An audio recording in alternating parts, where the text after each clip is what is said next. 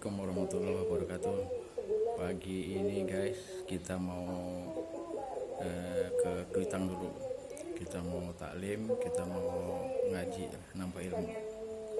Ya, ikuti perjalanan saya. Sampai jumpa nanti di Kuitang. Assalamualaikum warahmatullahi wabarakatuh.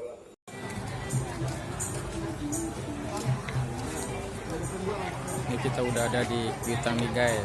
Jadi sebelum ngaji ini mama bisa belanja di sini guys.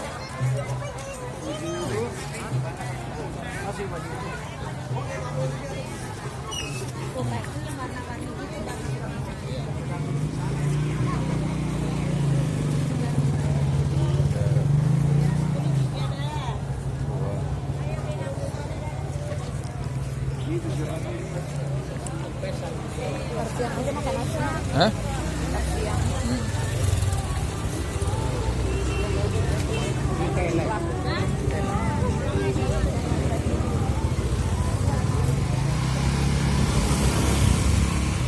Masuk ya.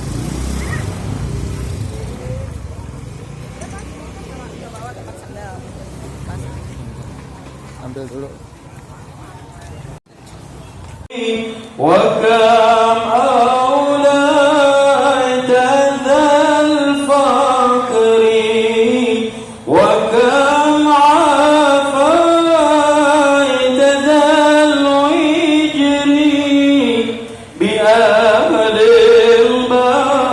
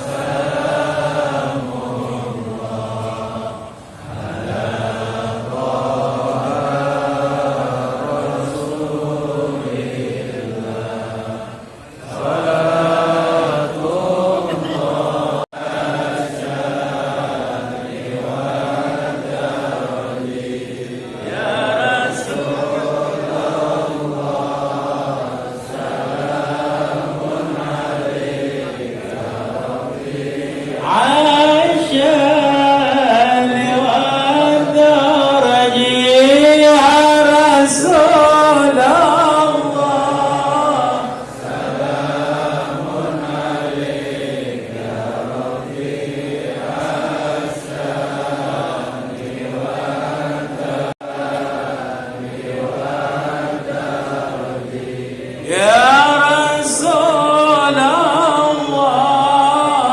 صلاة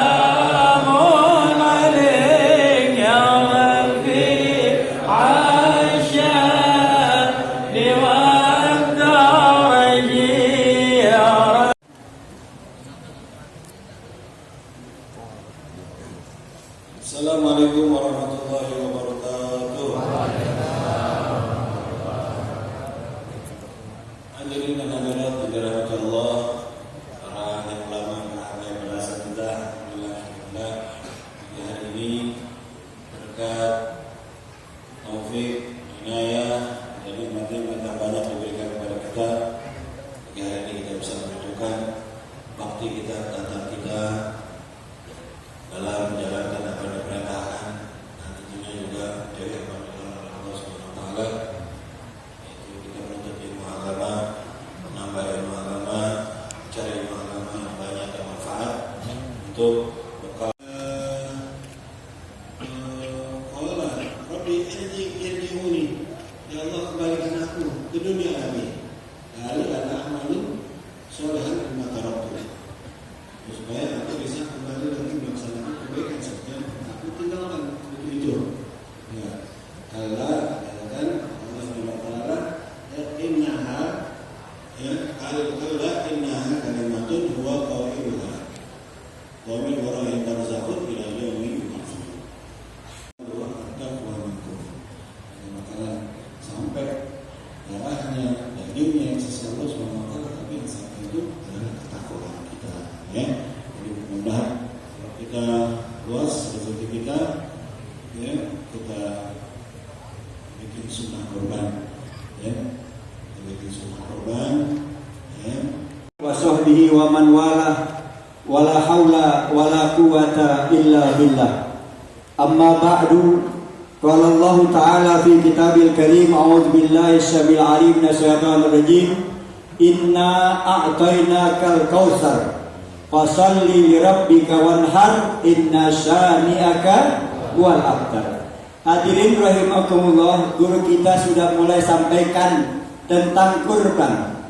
Allah firmankan, inna a'tainakal kautsar. Sesungguhnya Allah telah memberikan kepada kita Al-Kautsar. Kalau kita buka di mana tafsir Quran, ulama menjelaskan Al-Kautsar itu yang pertama adalah keturunan Nabi. Karena orang-orang Quraisy, orang kafir bilang, huwal abtar. Ketika putra Nabi Muhammad meninggal, mereka mengatakan Nabi Muhammad abtar. Maka Allah jawab, inna syani'aka huwal abtar. Maka keturunan Nabi Muhammad SAW akan ada dari saat itu sampai hari kiamat. Sampai hari kiamat keturunan Nabi, anak cucu Nabi masih ada. Siapa yang tidak percaya, insya Allah yakin pasti masuk neraka. Bukan apa saya ngomongin. Bab Nabi katakan begini, ahlu baiti kasabinati nuhin faman rokibahan naja wa man takhalafa ana ghariko. Keluargaku, anak cucuku itu bagaikan kapalnya Nabi Nuh, yang naik selamat, yang gak naik gak selamat, walaupun tidak ini hitam. Juga Nabi hitam, saking hebat sujudnya. Tapi manusia makhluk baik jangan ngarep masuk surga. Kenapa? Nabi Muhammad orang yang pegang kunci surga. Nabi ketok pintu surga. Malaikat tanya, siapa engkau? Kata Nabi, aku Muhammad. Malaikat bilang, aku diperintah oleh Allah tidak boleh buka pintu surga kecuali kepadamu ya Rasulullah. Siapa yang buka pintu surga? Siapa yang pertama masuk? Nabi Muhammad buka pintu surga. Ada orang bilang, nanti hari kiamat Nabi Muhammad teriak, ummati, analaha gitu. Ada yang bilang gitu. Itu Nabi Muhammad tidak panggil itu anak cucu itu. Katanya ada yang bilang, itu Nabi Muhammad nggak panggilin anak cucunya, yang dipanggilin ummati itu orang nggak paham. Kalau Nabi panggil umatnya, berarti anak cucunya udah masuk duluan. Udah masuk? Wah, Habib Ali udah di surga. Semua para habaib cucu Nabi udah di surga. Baru kita dipanggil. Benar? Nyawab nggak? Nyawab nggak udah dipanggil? Nih hadirin, sengaja yang nyampe itu aneh bukan Habib. Ya. Jadi jangan ada rasa tidak suka dengan keluarga Nabi. Itu akan merugikan kita. Betul? Kalau bapak, ibu, saudara Allah tetesin rahmat untuk mencintai keluarga Nabi, itu Allah yang mau menyelamatkan kita di akhirat nanti. Amin. Aminnya susah banget. Bu, amin ya? Hah? Iya benar, amin. Itu Allah yang netesin rasa sayang, rasa cinta kita kepada keluarga Nabi, pada habaib, pada aulia. Allah yang tetesin karena Allah pengen nanti kita di hari kiamat kumpul sama ulama sama habaib. Benar?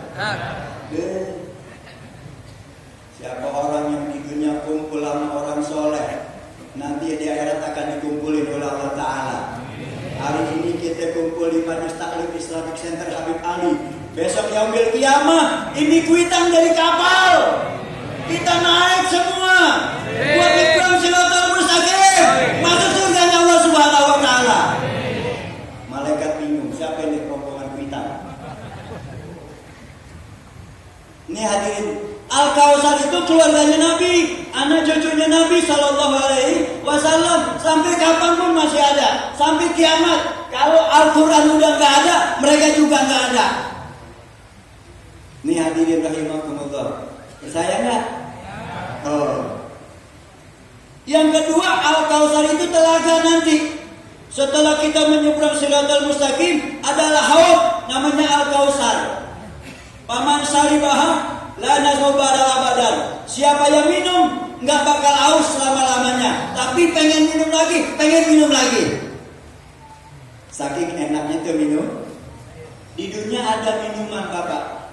Kalau kita minum bukan karena haus, tapi karena senang. Minum apaan, Bapak?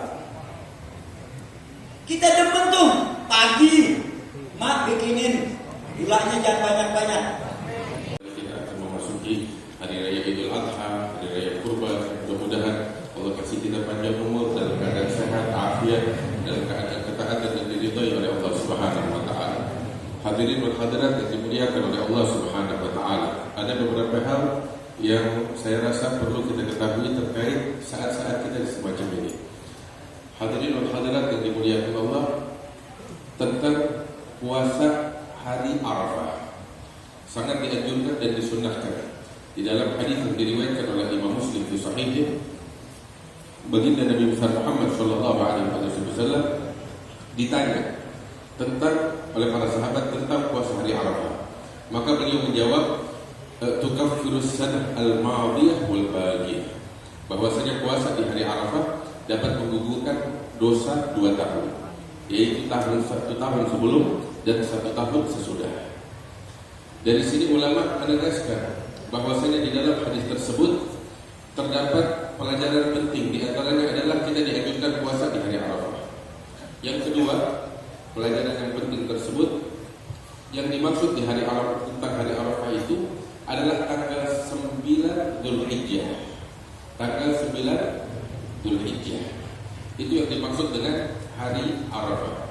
Sehingga ketika terjadi perbedaan waktu seperti saat ini kita sekarang, ya, di Mekah hari Arafahnya yaitu hari Selasa, kita di sini hari Rabu, ya, maka kita mengikuti waktunya kita di sini. Sebab kita aja sholat maghrib gak ngikutin waktunya Mekah. Iya kan, masing-masing punya waktunya sendiri, punya aturannya sendiri, begitu. Persis, bahkan mereka jamaah haji di sana di hari Arafah mereka gak disunahkan untuk puasa, bro. Mereka jamaah haji di hari Arafah mereka tidak disunahkan untuk berpuasa. Puasa itu disunahkan untuk kita yang gak pergi haji, karena mereka disibukkan atau diminta untuk menyimpan energi dan kekuatan untuk melakukan ibadah haji di saat-saat semacam itu yang memang betul-betul berat. Sehingga tidak disunahkan bagi mereka untuk berpuasa bagi jamaah haji pada hari Arafah. Oleh karena itu, mengacu pada tanggalan kita di setiap negeri, di setiap tempat mengacu pada tanggalan. Tanggal 9 Dzulhijjahnya kita di sini kalau nggak salah hari Rabu. Hari Rabu, maka kita puasa pada hari Rabu.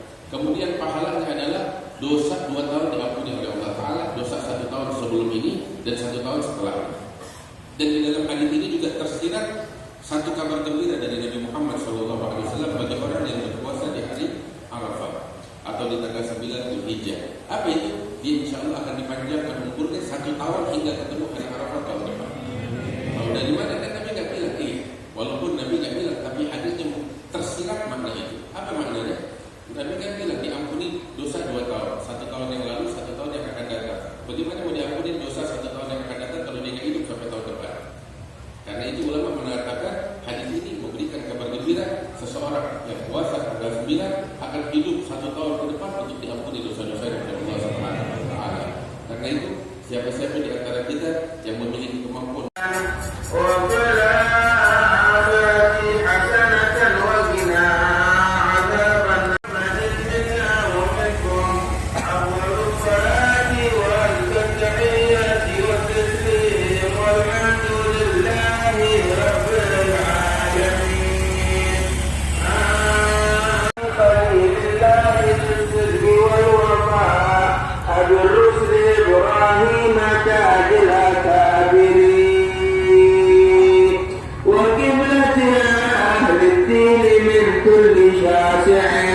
ودانني